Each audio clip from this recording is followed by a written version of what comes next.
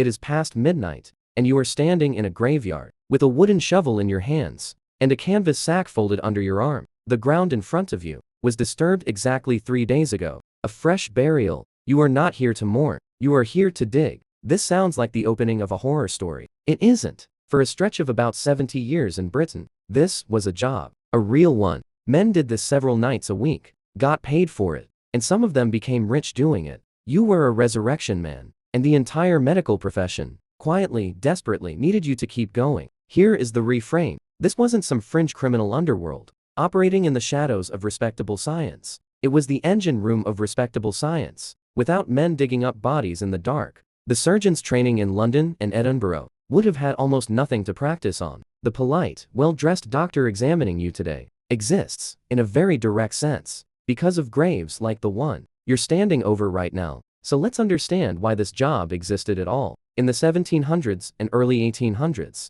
British law allowed anatomy schools to legally dissect exactly one category of corpse: the bodies of executed murderers. That was it.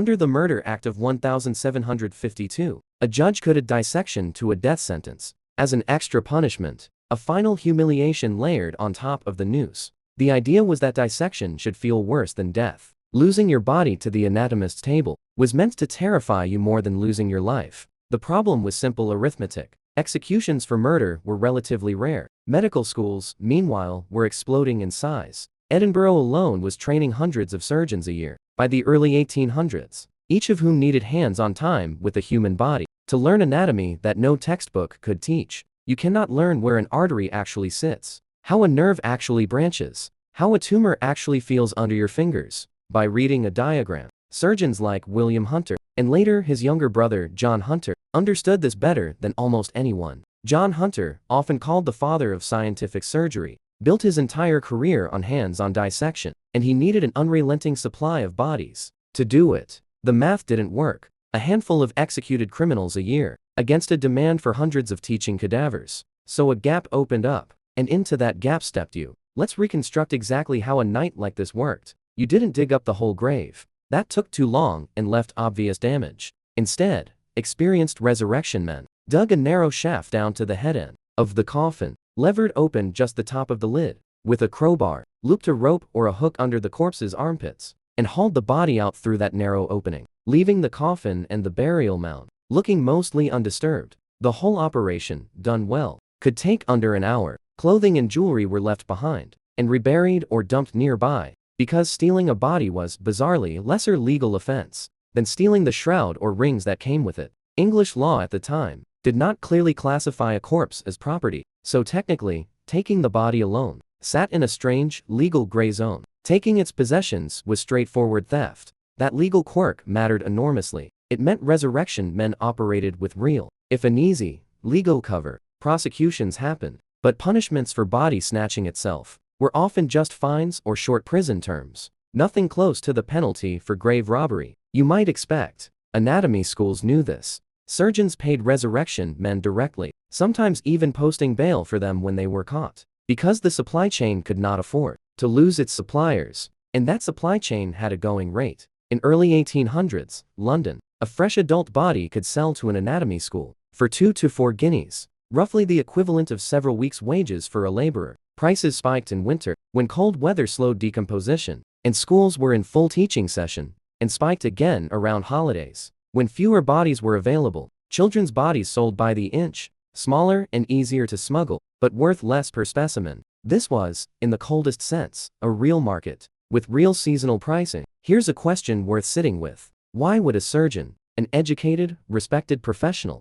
knowingly buy a stolen human being's remains? The answer is that many of them believed, sincerely, that the alternative was worse. Astley Cooper, one of the most celebrated surgeons in London, and personal physician to the royal family, openly acknowledged buying from resurrection men. His justification was that anatomical knowledge saved far more lives than the graveyard disturbance cost in dignity. It's a brutally utilitarian argument, but it's also the argument that built the foundations of modern surgery. Every technique you benefit from today, every safe operation, traces its roots back to surgeons who trained their hands on bodies obtained this way. Now for the counterintuitive twist, the part that turns this from a grim historical footnote into something genuinely disturbing. the demand for bodies eventually grew so intense that some men stopped digging up the dead entirely and started making the dead to order. This is where the story of William Burke and William Hare enters, and it's worth being precise about what actually happened, because the popular version has drifted from the record.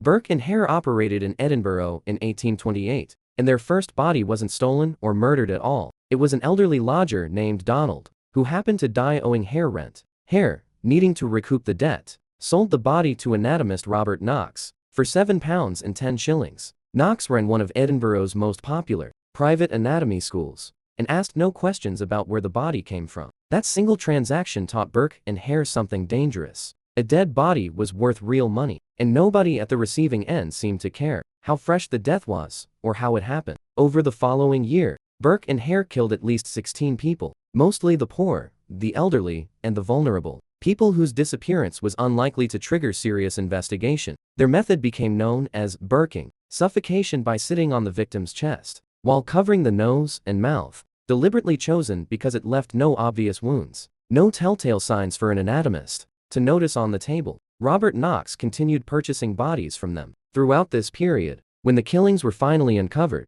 Hare turned king's evidence and walked free. Burke was tried, convicted, and hanged in January 1829, in front of a crowd estimated at 25,000 people. In a final grim symmetry, his own body was publicly dissected afterward, and his skeleton is still on display today. At the University of Edinburgh's Anatomical Museum, Robert Knox was never criminally charged. He faced no formal punishment beyond public disgrace and the collapse of his reputation. Historians still debate exactly how much he knew or suspected about where his specimens were really coming from, but the case exposed something the medical establishment had been quietly ignoring for decades. The demand for bodies had become so desperate, and the scrutiny of supply so lax, that murder had become commercially viable. The public reaction was immediate and furious, and it forced Parliament's hand. In 1832, Britain passed the Anatomy Act. For the first time, the law allowed medical schools to legally use unclaimed bodies from workhouses, hospitals, and prisons,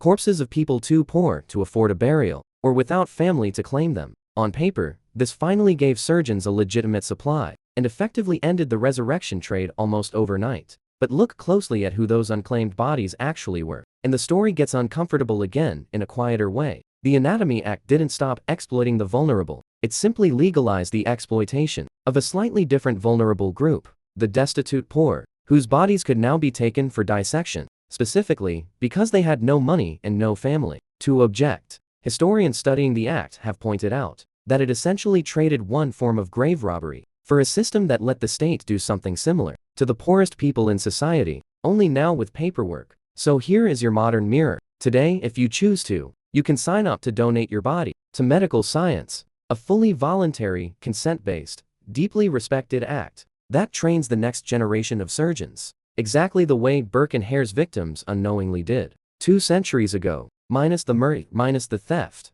minus the desperation. Anatomy labs at medical schools around the world still rely on real human cadavers because, just as in John Hunter's era, there is still no substitute for learning anatomy on the real thing. The need never went away. What changed was consent. And that word, consent, is really the entire arc of this story compressed into one idea. For decades, the medical profession's need for bodies ran so far ahead of any ethical or legal framework for supplying them that ordinary people started digging up graves for cash, and in the worst case, started killing for it. It took a horrifying public scandal involving 2 men and an anatomist willing to look the other way to finally force a legal reckoning. Think about that the next time you fill out an organ donor card, or consider a body donation program, or simply sign a consent form before a minor medical procedure. That small act of ticking a box, of being asked whether you agree, is a right that didn't always exist. It was carved out, slowly and reluctantly, from a system that used to simply take